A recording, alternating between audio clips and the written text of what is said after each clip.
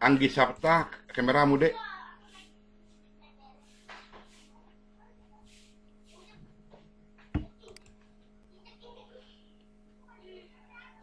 Gimana kabar Aulia? Aulia, gimana kabar dek? Alhamdulillah baik, Pak. Oke, Alhamdulillah baik, Pak. baguslah. Dek semua sehat-sehat ya? Semua sehat-sehat? Sehat, Pak. Oke. Sehat, Pak. Sehat, Pak. Di kelas ini dek ada yang apa dek? Yang kena COVID? Ada, Pak. Ada, Pak. Siapa? Saya, Pak. Siapa? Priska Putri. Udah sembuh ya? Iya, Pak. Udah sembuh dek? Udah sembuh. Masih positif. Masih positif sih, Pak. Cuma CT-nya udah tinggi. Oh, jadi kamu sekarang isoman atau di rumah sakit? Isoman, Pak. Oh, siapa lagi? Siapa lagi? Ada lagi? Ada lagi dek? Jadi tolong perhatikan, bagi yang kena COVID itu bukan penyakit yang hina itu, ya, enggak yang hina. Jadi gini, saya punya cerita, ada teman saya, dia kena COVID, tapi dia bergabung sama kita. Artinya, ya, dia nggak jujur, nggak terbuka. Kalau dia mau ke neraka, silakan ke neraka sendiri, jangan diajak kita ini, ya. Jadi, kalau kita kena COVID, kita menghindar dari orang, jangan orang lain jadi korban. Itu yang pertama. Yang kedua, Priska, Iya, Pak. jadi kamu harus semangat, dia semangat ya, harus semangat ya. Iya, Pak. Karena COVID itu yang pertama senjatanya itu kekuatan imun ya. Jadi biar kamu semakin semangat dek, karena lebih mahal kamu itu daripada COVID gitu ya. Biar kamu semangat.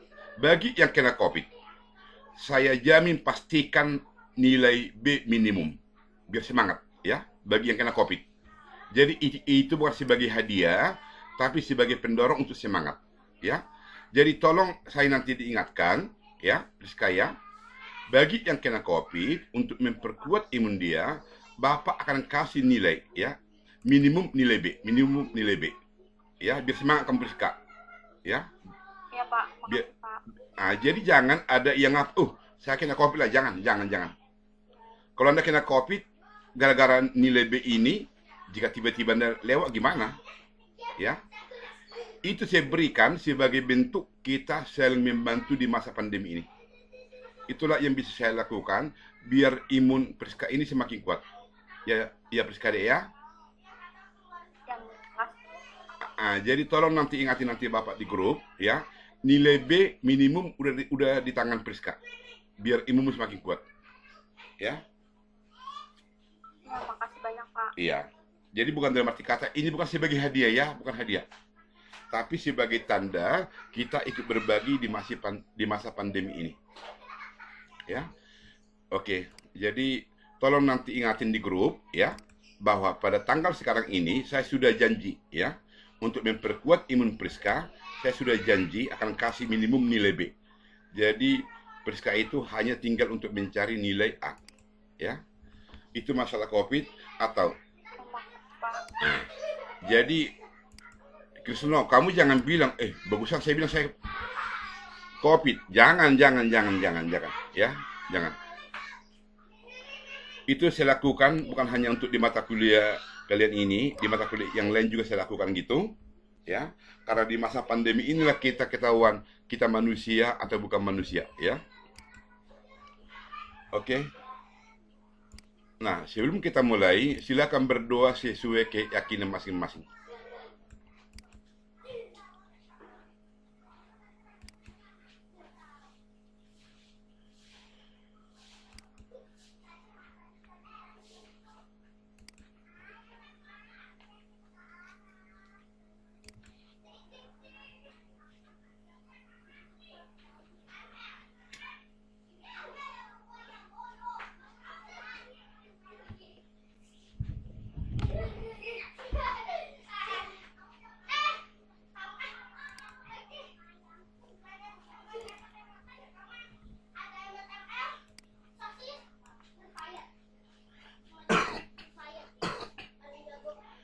kita sekarang masuk keseimbangan ISLM ya, keseimbangan ISLM.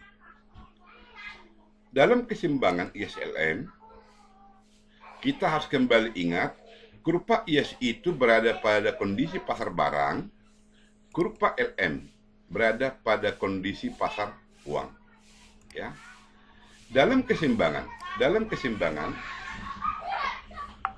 antara pasar barang sama pasar uang merupakan titik pertemuan antara IS dan LM yang menggambarkan tingkat equilibrium umum atau keseimbangan.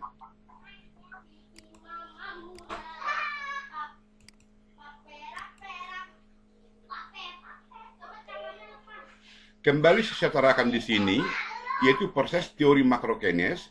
Saya ulangi ya, Keynes itu disebut sebagai bapak ilmu ekonomi makro, dan Adam Smith disebut sebagai bapak ilmu ekonomi mikro. Dan Rodeyer Pasaribu, dosen teori ekonomi makro di kelas ini pada semester ini ya. Itu hanya sebagai pengingat. Nah, menurut Keynes ini, ada 3 variabel ekonomi yang saling berkaitan. Di mana dalam hal ini pendapatan ini akan mempengaruhi pengeluaran atau permintaan agregat. Pengeluaran atau permintaan ini akan mempengaruhi produksi. Jumlah produksi akan mempengaruhi pendapatan dan seterusnya. Nah, inilah yang disebut sebagai ya keterkaitan untuk menuju keseimbangan umum.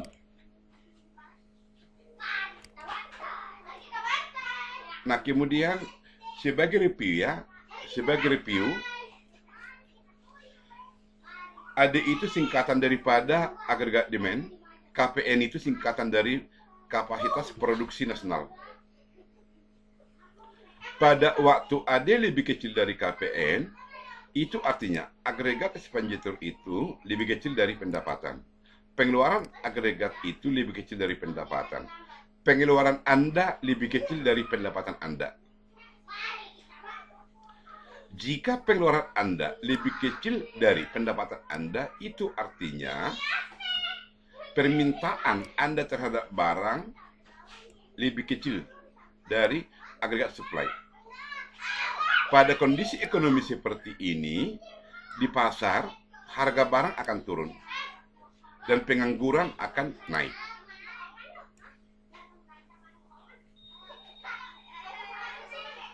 Dalam perekonomian, akan terjadi apa yang disebut dengan ekspansi.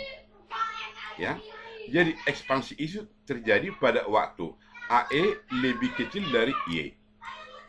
Maka kebijakan yang dilakukan pemerintah adalah untuk mengendalikan harga ini dan mengurangi pengangguran ini. Nah, kebalikan dari sini, ada lebih besar. Mak tolong dulu anak-anak. Mak gini, Mak bilang ya, di sana ada orang pintar mau belajar, bilang ya. Orang itu nggak tahu kalau mau belajar di sini ya. Ya maklum, mereka masih anak-anak, ya. Ya.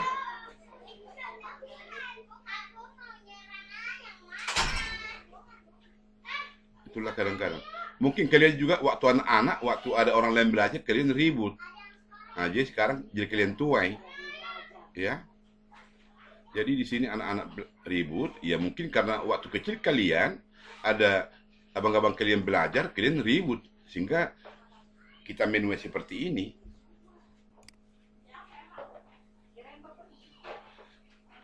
Priska, maaf dulu. Yang tadi yang kena kopi itu siapa tadi? Priska ya? Iya. Iya, saya, Pak. Oh, kamu kok ada 2? Oh, pakai 2 kamera ya? Oke ya. Oke. Nah, jadi pada waktu ada lebih besar dari KPN, kebalikan dari ini, ya. Itu artinya AE lebih besar dari Y. Pengeluaran agregat expenditure itu lebih besar dari pendapatan. Nah, itu artinya AD lebih besar dari AS.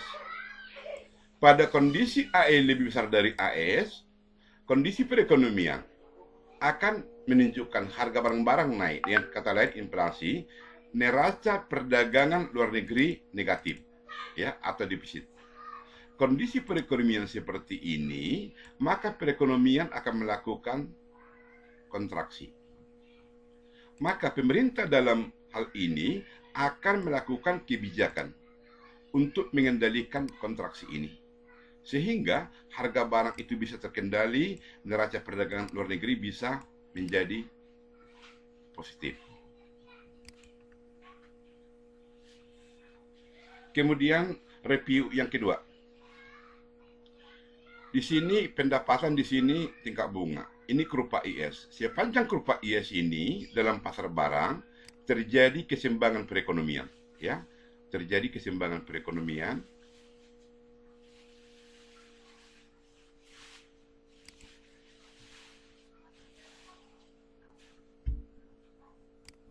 Sementara di pasar uang, ini kurva LM, sepanjang kurva LM ini terjadi keseimbangan perekonomian di pasar uang.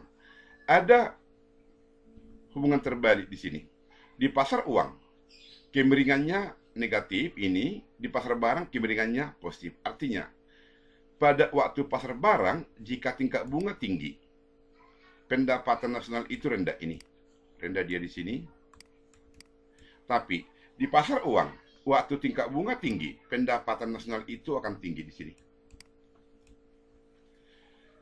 Di pasar barang, jika tingkat bunga turun, maka pendapatan nasional akan naik. Tapi di pasar uang, tingkat bunga turun, pendapatan nasional akan turun. Nah, ada perbedaan dampak perubahan harga, baik di pasar barang ataupun di pasar uang. Maka untuk itu, keseimbangan pasar barang dan pasar uang terjadi pada waktu perpotongan kurva IS dan kurva LM. Disinilah terjadi keseimbangan di pasar barang dengan di pasar uang. Jadi pada titik potong ini, tingkat bunga dalam keseimbangan pasar barang uang R1 dengan pendapatan I1. Nah, kembali kita lihat di sini, ini kurva IS. Di sepanjang kurva IS ini keseimbangan di pasar barang pasar uang, di sebelah kanan itu menunjukkan agregat expenditure lebih kecil dari pendapatan. Tadi sudah kita ulang tadi ini. Sementara di bawah kurva IS ini, di bawah kurva IS, AE lebih besar dari Y. Ya, dengan kata lain, di atas ini tadi terjadi kalau di sini terjadi ekspansi, kalau di sini tadi terjadi penurunan harga atau tingkat pengangguran yang tinggi. Sementara sepanjang kurva LM di sebelah kiri ini, MD lebih kecil dari MS. MD lebih kecil dari MS artinya permintaan uang lebih kecil dari penawaran.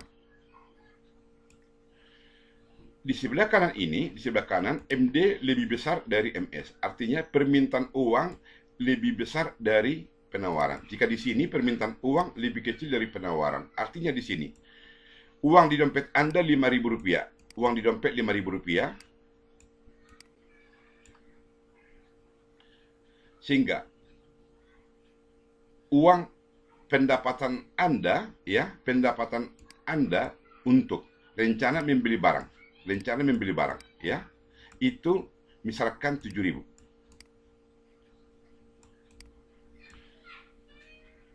Uang yang Anda peroleh sebagai gaji 7.000, di dompet Anda yang tersedia Rp5.000. Nah, ini sebagai petunjuk, ada uang sisa Rp2.000, mungkin itu Anda simpan di bank.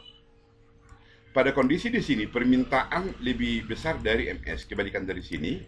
Nah, jika kita gabung kondisi perekonomian seperti ini, di satu kurva ini, daerah ini, ya, ini kurva IS adalah di bawah kurva IS. Jika di bawah kurva IS, berarti di sini AE lebih besar dari Y. AE lebih besar dari Y. Sementara daerah ini Di sebelah kanan kurva LM. Di sebelah kanan kurva LM. Di sebelah kanan kurva LM itu berarti MD lebih besar dari MS ini. Maka daerah di sini adalah MD lebih besar dari MS, AE lebih besar dari Y.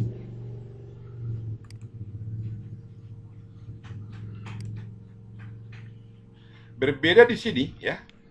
Daerah di sini ya, di sebelah kanan LM, ini LM, di sebelah kanan LM itu MD lebih besar dari MS ini, dan daerah ini di sebelah kanan kurva IS, ini IS ya, berarti AE lebih kecil dari Y.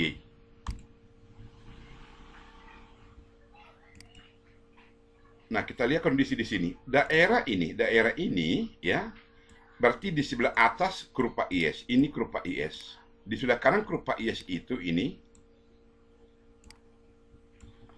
AE lebih kecil dari Y ini. Dan daerah ini di sebelah kiri kurva LM. Di sebelah kiri kurva LM berarti MD lebih kecil dari MS. Maka daerah di sini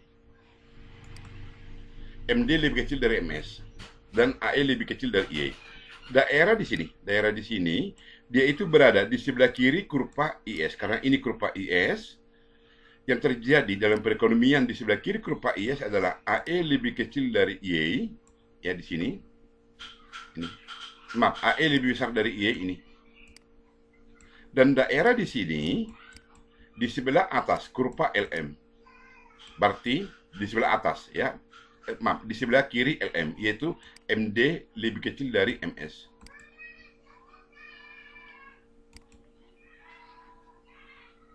Ini, nah sekarang.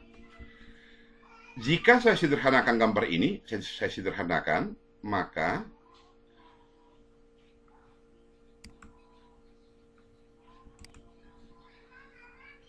saya pindahkan tadi gambar di atas ke sini. Nah, maka daerah ini saya sebut sebagai daerah E, daerah ini daerah F, daerah ini daerah G, ini daerah H. Apa yang terjadi ya lebih konkret pada daerah E, daerah F, daerah G, daerah H ya.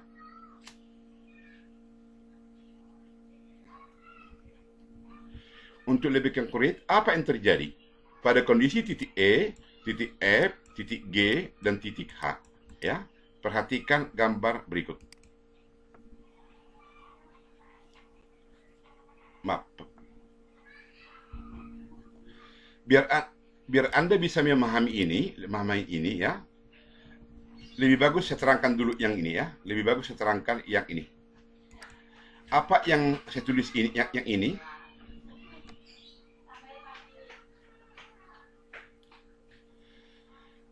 Apa yang catatan yang di sini lebih tepat Anda pahami gambar berikut ya. Yang pasti tolong ingat ini daerah E, F, G, H ya.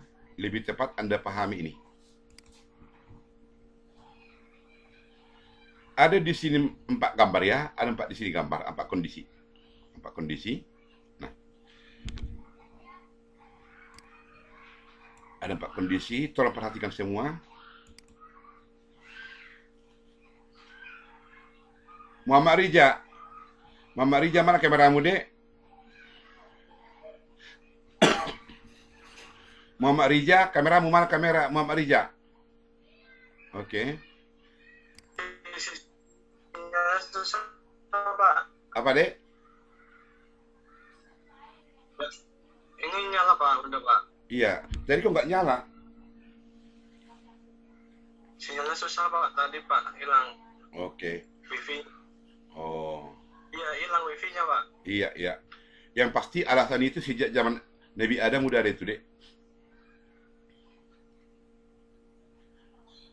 Anggi Sapta. Mana kameramu, Anggi Sapta? Sinyal juga ya, Anggi Sapta? Ya Pak, tadi dia bilang Pak. Oh, sinyal ya, ya. Servernya tidak kelihatan Pak.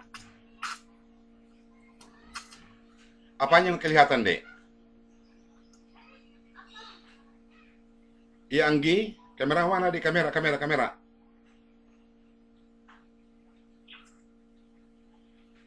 Ang, Anggi Saptama Maaf kameramu. Pak, suaranya putus-putus.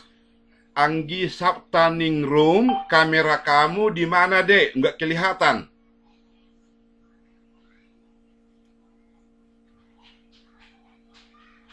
Anggi Sapta Ningrum, kameranya di mana, Dek?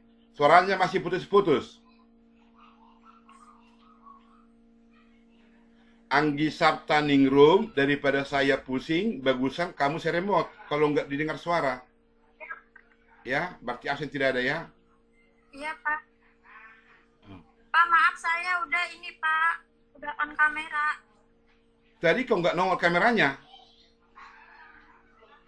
Jaringannya Pak, keluar masuk terus Pak. Oh, jaringan ya, jaringan, iya.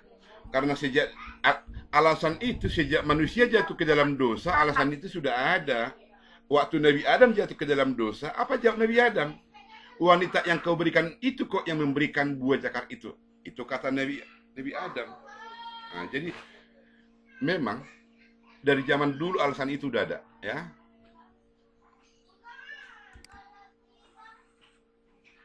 Desi Herlani, kameramu mana Desi? Desi Herlani, nggak ada dia ya? Oke, Desi Herlani, nggak ada. Iya, mana kameramu? Di handphone, di laptop saya nggak ada kameramu, saya lihat ini. Desi Herlani. Yang lain ada nggak lihat? Ah, baru ada ini.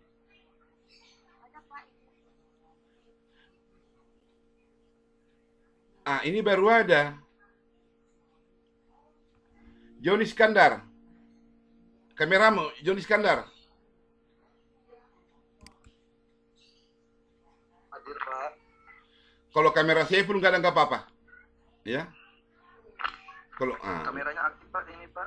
iya, makanya saya bilang kalau kamera saya pun nggak ada nggak apa-apa, udah saya bilang. Oke.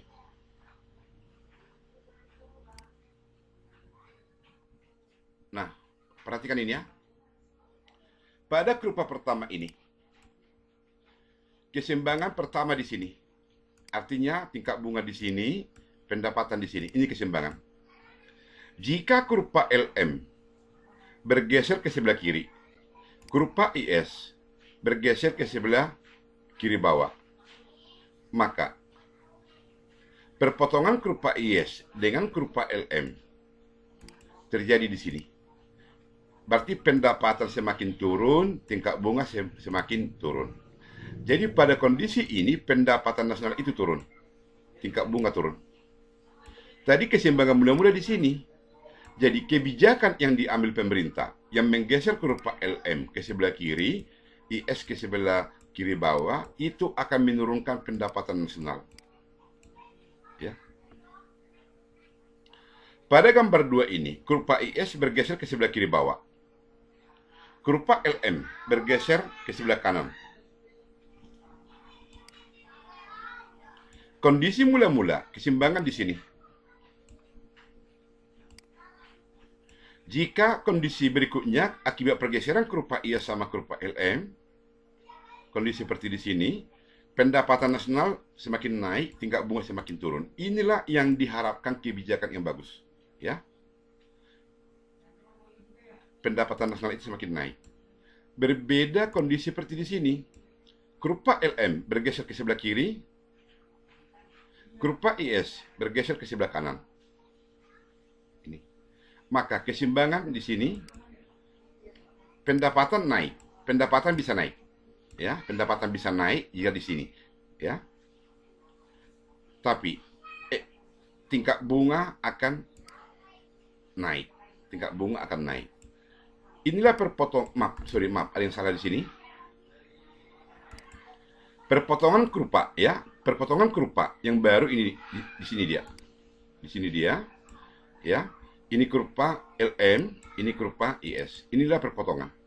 Jadi pada titik potong ini bisa pendapatan naik, bisa tetap bertahan, tapi yang pasti tingkat bunga akan naik. Jadi jika LM bergeser ke sebelah kiri, IS bergeser ke kanan, ya, tingkat bunga dapat dipastikan pasti naik. Tapi pendapatan nasional bisa tetap, ya. Tapi jika kondisi di sini berupa LM di sini, pendapatan bisa naik.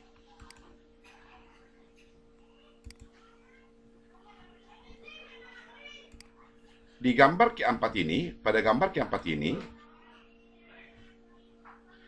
kurva IS naik, bergeser ke kanan, kurva LM bergeser juga ke kanan. Nah, kondisi seperti ini, pendapatan nasional itu naik keseimbangan terakhir. Keseimbangan mula-mula tadi di sini. Karena bergeser kurva IS ke sini, LM ke sini, ini keseimbangan. Pada kondisi ini, pendapatan nasional naik, tingkat bunga naik, ya. Jadi, inilah tadi, jika di gambar tadi, daerah, kondisi yang titik E, ini yang titik F, ini yang G, ini yang H. Ya. Jadi, yang ideal itu, yang diharapkan pemerintah, kondisi G sama kondisi F. Karena kondisi G sama kondisi F, itu akan menaikkan pendapatan. Jika di sini, bisa pendapatan naik, bisa tetap. Tapi kondisi G sama kondisi F, akan menimbulkan pendapatan nasional yang naik.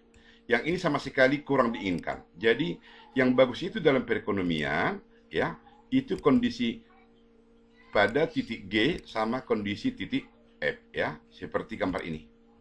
Ini tadi ya.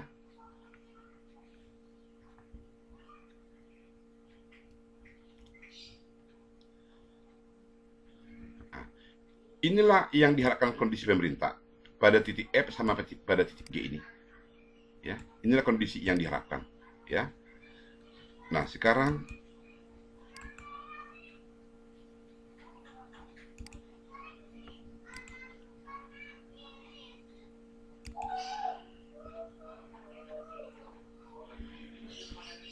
di sini ada kurva IS, ada kurva IS. Nah, kurva IS pada kapan dia bergeser ke kiri? Pada waktu terjadi penurunan pengeluaran pemerintah.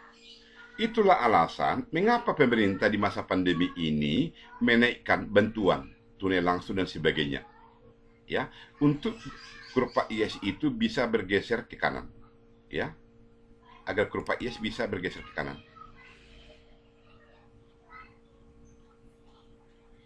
Kemudian kurva IS bisa bergeser ke kiri karena kenaikan pajak, dan kurva IS bergeser ke kanan karena penurunan pajak.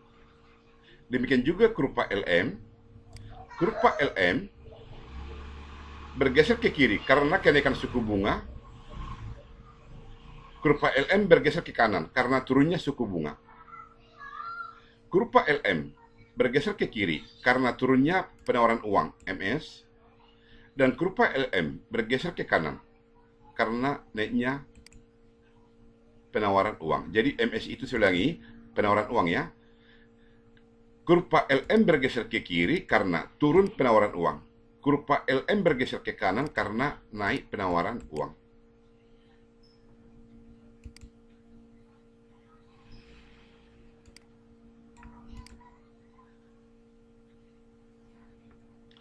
Secara umum, penyebab pergeseran kurva IS ini, ya, itu sebagai konsekuensi daripada kebijakan fiskal. Pergeseran kurva LM itu bagian daripada kebijakan moneter. Instrumen kebijakan fiskal itu adalah konsumsi, maaf ini komen ya, investasi dan pengeluaran pemerintah dan pajak. Ya, konsumsi, investasi, G dan pajak, ya. Inilah sebagai instrumen daripada kebijakan fiskal, sementara instrumen kebijakan moneter itu terletak pada tingkat suku bunga dan penawaran uang.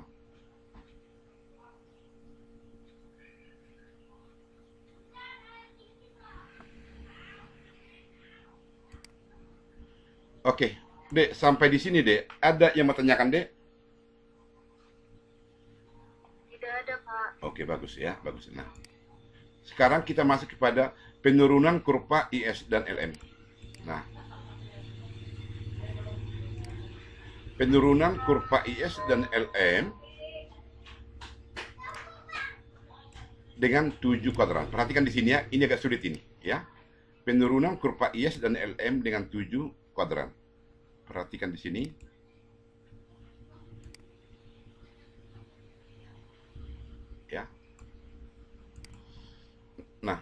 Di sini pada sumbu vertikal tabungan, pada sumbu horizontal pendapatan. Tabungan Anda yang rendah itu menunjukkan pendapatan Anda yang rendah.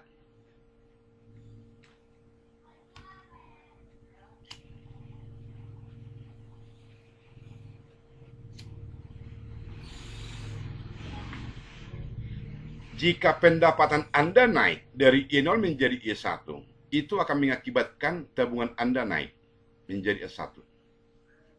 Jika dihubungkan ini, inilah yang disebut dengan kurva tabungan, di mana tabungan Anda tergantung dari pendapatan, maka saving sama dengan fungsi pendapatan.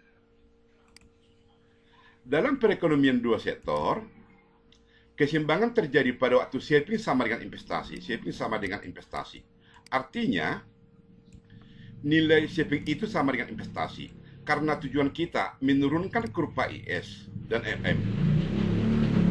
Jika ini saya katakan kuadran pertama, ini kuadran pertama, ya, jika ini kuadran pertama, maka sumbu vertikal ini pindah ke sini, di mana nilai sumbu vertikal ini sudah saving sama dengan investasi.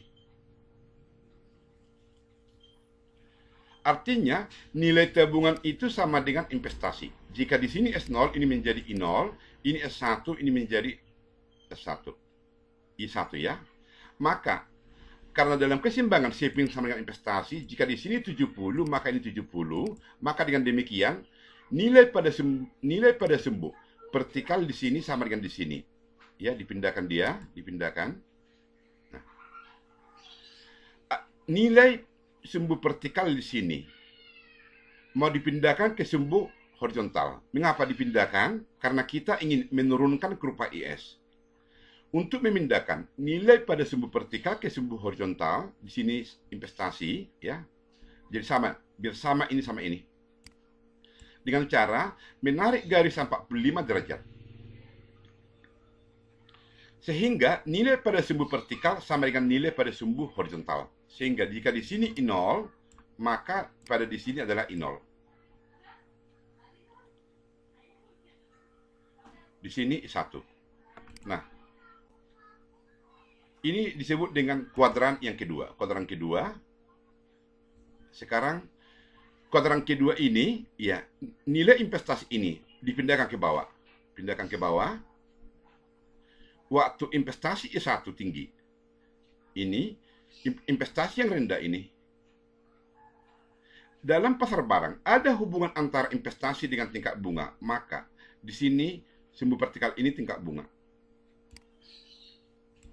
Investasi yang rendah itu terjadi pada tingkat bunga yang tinggi, ya. Maka di sini saya tulis RT. RT ini tingkat bunga tinggi.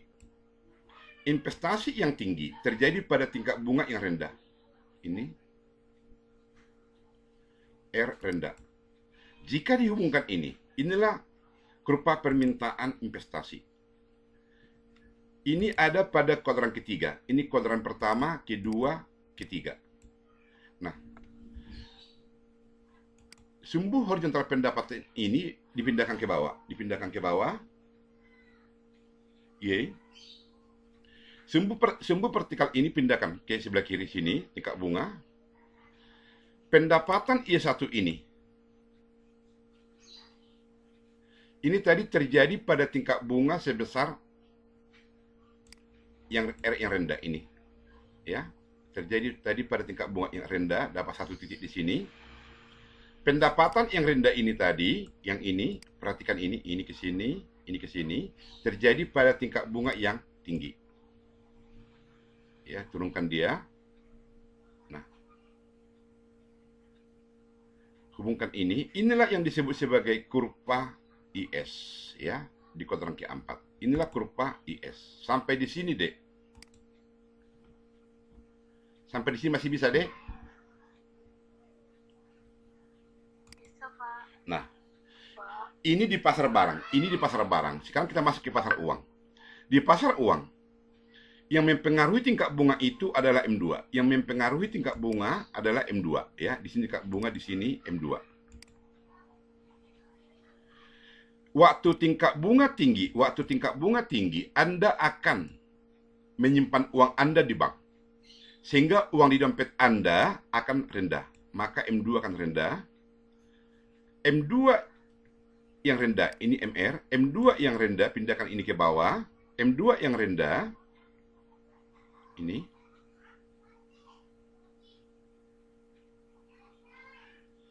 Waktu M2 rendah, akan mengakibatkan M1 itu tinggi. M1 tinggi.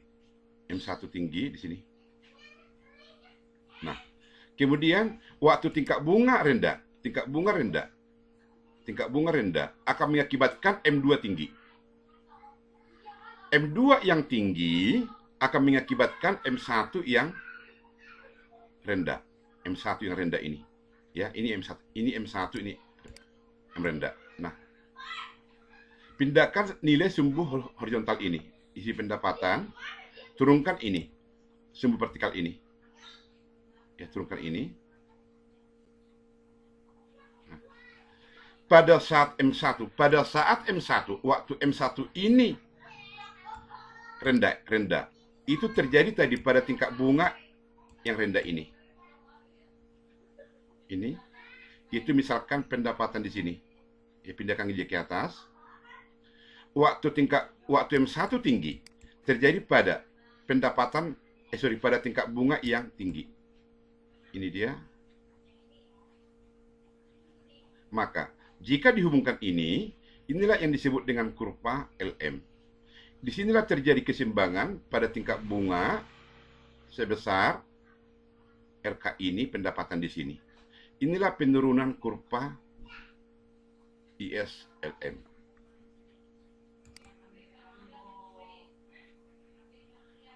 Oke, sampai di sini deh. Ada yang mau tanyakan?